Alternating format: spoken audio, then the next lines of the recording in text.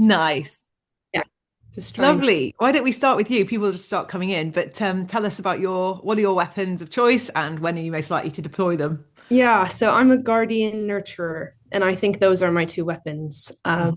So I think interrogation, it was really helpful for me to see the triggers list because I think the main trigger for me is perceived incompetence, um, or ill thought through changes. Mhm, mhm. If I feel that, yeah, if I feel very protective over something and someone else is working on it, let's say, and I feel they're not doing a good job and no one else is noticing but me, I've had that happen and I sort of feel like nothing's being done and that sort of thing. So I think that can be difficult. And I think that's when I sort of come out with more questions and things like that. That's Uh, so good.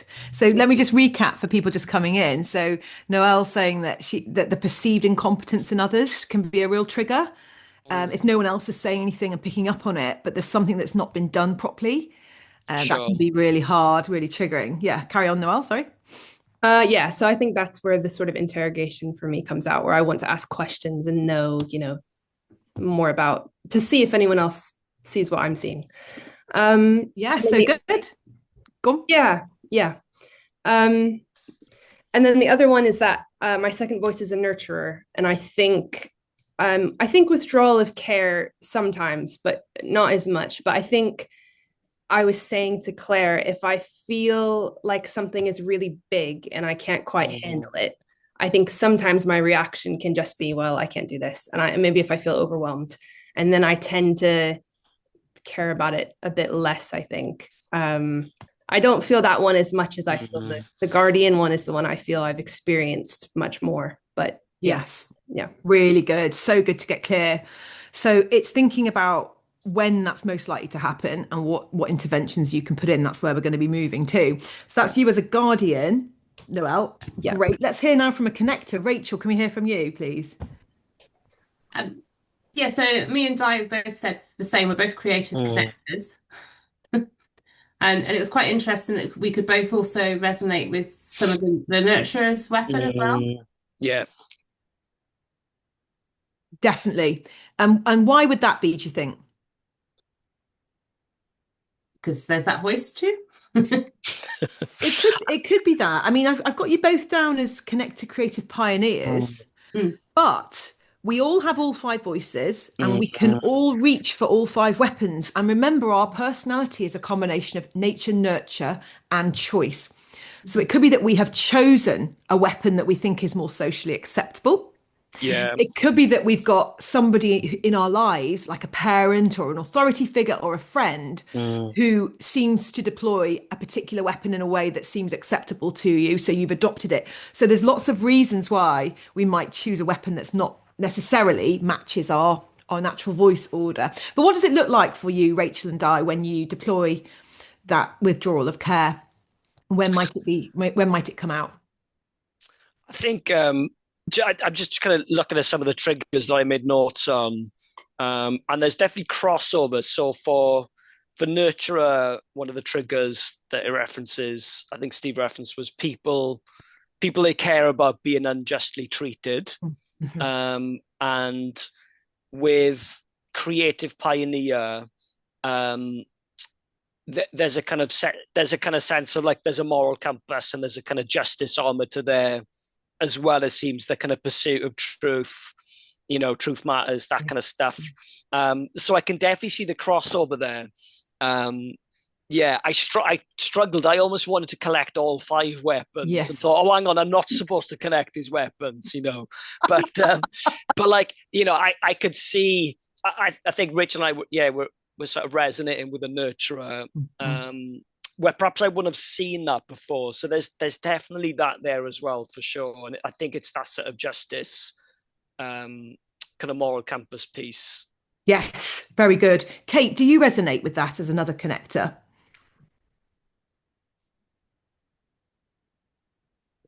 Oh, you're a moot kit. Couple of different places.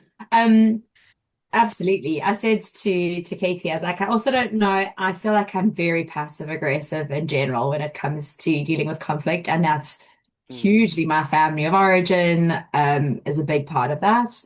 Um, But yeah, the triggers there. I think for me, particularly the trigger that stuck out was on the video, which was people taking credit for my work, or my connections, Yeah. or my idea, or my something. So I was like, I feel like that is like a really big trigger for me. Mm. Um, and and then I also really connected with the nurturer ones, but it was mainly the triggers that I felt with the nurturer, the multiple demands with insufficient time. I was Yes. like, that triggers me into various kinds of things, and maybe not withdrawal of care, but for me, it's like the withdrawal of the 150% that I would normally give. I'll give you 100%, but you're not getting the extra that I was gonna Yeah. give before. Um, and then yeah, just generally being stressed and hungry. Very good. Yeah. Is a pretty standard set of triggers for a lot of these things for me as well. Yeah, I think Tracy references that, doesn't she? She said her Yeah. triggers are hungry and tired, and I thought of the Yeah. hungry, angry, lonely, tired, halt Yeah. Yeah. being good lenses for us to sort of put ourselves Sometimes through. I get anxious. Oh, I love that. I'm writing that down. Anxious. We're adding that in. So So good. Stuart, yeah. how about you? Because I've got you as a creative first voice. Is that right? No, I wouldn't say so. I think nurturer and guardian, I'd say. Nurturer and guardian. Amazing. Yeah, So what did you resonate with there? definitely withdrawal of care. Hmm. It was interesting. We were talking about the difference between emotional and intellectual. Hmm. So if I'm sort of low on emotional energy in a given situation, then my response will largely be withdrawal of care. If it's an intellectual kind of tiredness or trigger, Yeah. then my reaction will be interrogation. Yes. And I can think of a couple of examples of both in my own life. But one example that really stuck with me recently, actually, which wasn't me, but I thought was a really good example of interrogation, was I listened to the Rest is Politics podcast, and Rory Stewart was interviewing Zach Polansky, new leader of the Green Party. And I can only call it an interrogation. He was really going for him, question after question after question. And when he wasn't answering on point, he'd come back again and demand detail. And the following week, he apologized. And he said, I don't apologize for the substance of my questions, but I apologize for the way I went about asking them. And I thought, that to me Brilliant. was an interrogation kind of moment. And I've done stuff like that before. In obviously smaller ways, but if I'm not satisfied with an answer to something, and I'm tired, particularly tired is a big stress point for me, then I will really kind of hammer with questions, or just go quiet. And I think my very worst, that kind of withdrawal, that going quiet, is almost kind of there's pride attached to it. You kind of think, right, I'm going to go quiet. They'll miss the fact that I'm not engaged, and we'll have to come back and say I'm sorry. Doesn't work, but that's the psychology. That's the weaponized kind of way it comes out. And I suppose thinking about it, the third weapon that I would fall back on sometimes, ironically, if I'm really tired, I will hulk out, but only with people that I'm extremely close to. Yes, that's true. My most close family. Yeah. And I see that, it makes me chuckle a bit. I see that in my grandfather, who's 91 this week, who has dementia. And he'll be perfectly lovely with the staff of his care home. But the moment my nan walks in, he will just hulk out. Yes. And I think that's what we're up against, isn't it? Yeah. Is often generational habits as well. And Christmas is that time when, we can, I'm just going to speak for myself. I can let myself down when I'm back in my family home where I grew up by showing up like I did when I was 13 or 14. And I think, why am I doing that? I've let myself down. That's not who I am anymore. Yeah. But it can be so easy. So forearmed is forewarned, isn't it? Forewarned is forearmed, and both and the other way around.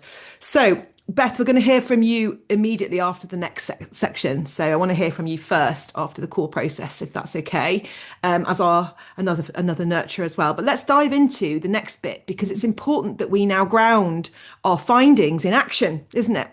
That's what this is all about, looking for the small pattern changes and the interventions that we can put in place to show up differently. And I know in the years gone by, when I've been prepared for Christmas, I've shown up better. So that's my hope for everyone on the call. So here are the things that trigger us, and we've all hopefully identified something that triggers us.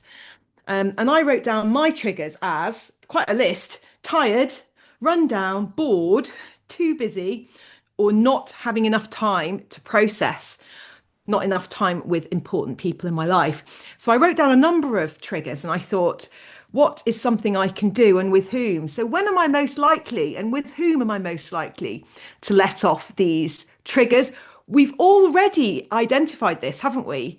Stuart just said there, it's with the family, it's with our nearest and dearest. So often those moments come out, don't they, with our closest ones, but also sometimes with ourselves as well. Remember, support challenge matrix. What's going on in our head? What are we saying to ourselves at this time?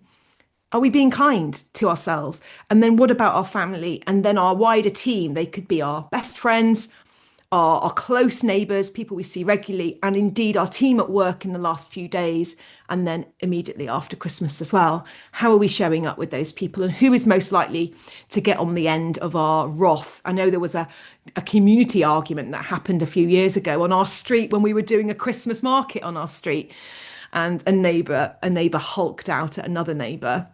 And sadly, still is frosty with that neighbour to this day, which happened 3 years ago. It's really sad. So it can happen with the community as well. So it's one to be aware of: where is my area of vulnerability and when? And then we need to think about what we can do. So again, take out your phone, take a screenshot. Here are some suggested stress busters, and it's not exhaustive and it's not meant to be exclusive to particular voices. Have a dance around, just pick whatever one is most useful to you.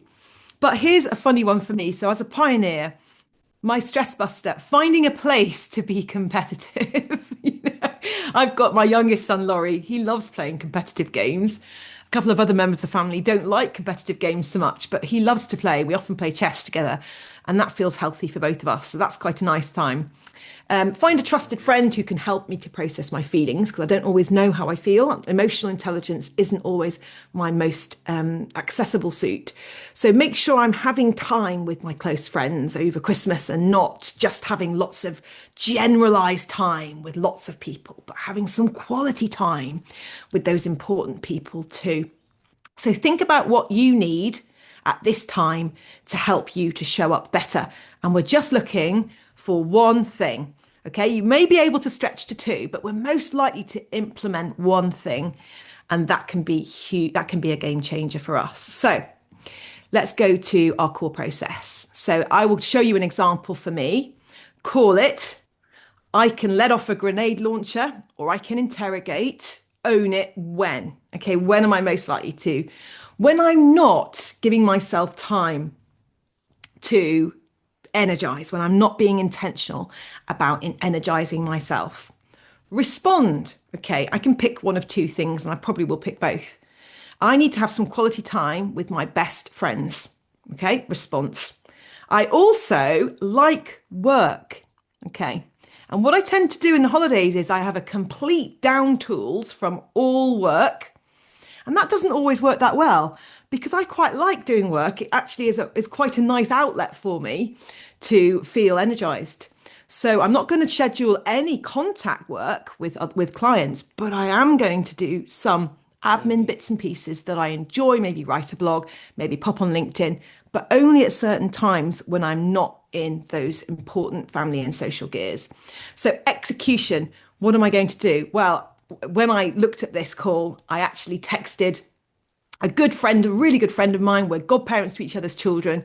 And I said, when can we meet up over the Christmas holidays? And they happened to be passing on their way to Devon on the 28th. So that's now in the diary. So boom, I've got a refresher already in the diary. And also I'll put the work times in as well. So what is it for you?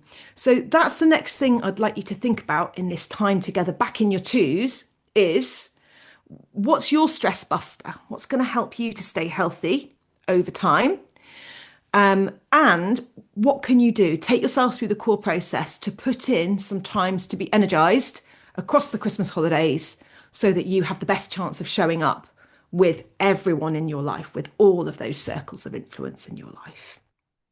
Any questions on the core process? Great. Let's drop into our twos, and then we're going to hear from Beth first when we get back in after the break.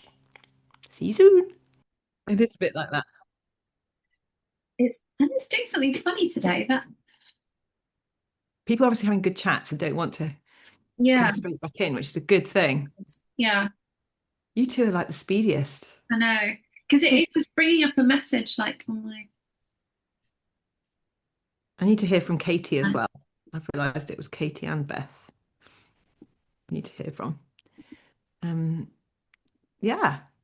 What did you guys discuss until someone else comes back in? We talked about taking time, intentional time to rest and process. Amazing. Yeah. Tips. How can we do it? Well, Claire was saying it's good to connect it with something and not just like she was saying, like, oh, if she goes to the gym, that's like a good way for her to, like, she's going to do something, but she can use the time to kind of think, and that can be like her time. So that's what Claire was saying. Yes. Yeah. Yes, that's a good idea. So the gym isn't just you going to exercise, it's you get in the car on your own, bit of time to yourself, thinking about stuff like that. Even if you're running an errand, think about how you're going to do it on your own, do it, walk there, do it in a way that feels energizing to you. We're going to go to Beth and then to Katie. So we would just, hello, that's fun. got an echo. It's not on. I'll leave and come back. Sure. Oh, I don't know why you've Stuart. got an echo, but Stuart's wasn't on, so he's coming back. He can still hear. So we were saying we do find it quite hard to switch off, because we do really care. So Recording in progress. Yeah, I'll come back in a minute. I'll turn it. We're quite tempted to kind of put a laptop to sleep, but not actually shut it down. So then we can pop back and have another look and check messages again. So we're just saying that it's quite important that we do have a break, because some of those kind of situations that are stressful or things not moving forward as quickly as you want can get on top of you. And if you haven't had a break, it's just harder to deal with. So we're going to try and not work during the holiday. Don't look at Teams or Outlook, however tempting it is, because once you've seen the message, you can't unsee and you have to answer. So yeah, just try and remember the things that we do enjoy out of work. So reading, getting outdoors, being present with family and friends, and yeah, just not getting too involved in the frustrations and making sure that we do have a break. So good. So it's planning it now. That's the execution piece. Get it in the diary now. So the next time you make an arrangement to meet up with some people or a friend, is think about, what do I actually want to do? I want to go and be in nature that time, or I want to go and sit in my favorite coffee shop with them, or think about what would optimize the quality of that time and be something that you would look forward to, that would energize you on that level. And also have those days, and I'm going to have them. I hope I didn't mislead anybody when I said I'm going to do a bit of work. That just means spread over 2 weeks. I'm definitely going to have multiple days of absolutely no work and no laptop and no email. Definitely. So as Jim Elliot used to say, wherever you are, be all there. When you have a work day, have a work day. And when you have a home day, a relaxing day, a rest day, have a rest day. And don't be in and out of the two, because we can't really maximize either if we're in between things. It's something I say to the kids about revision on a regular basis. Great. That's brilliant, Beth. Thank you. Let's hear from Katie.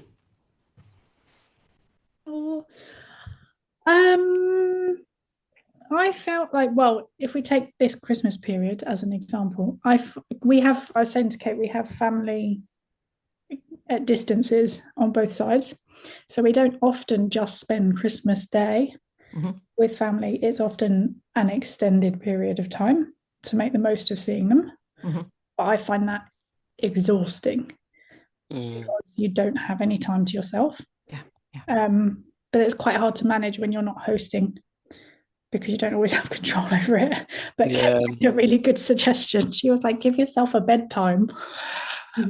like a curfew to go, and like even if I'm not going to go to sleep, just get a book out and read or something, and then it just gives you a little bit of space. So good, so good. Or take the dog for a walk if someone's got a dog, or just say, I've just got an errand to run. That's a brilliant one as well. But just honestly, you can then take over the world once you've had an hour or two out of the social situation, and then you're back in afresh. But I'm a big one of disappearing off with my book into an attic room or something at my in-laws. Self-preservation type thing. Yes. I love family time. Like my bread and butter, but I have to pace it and have little moments of just complete peace.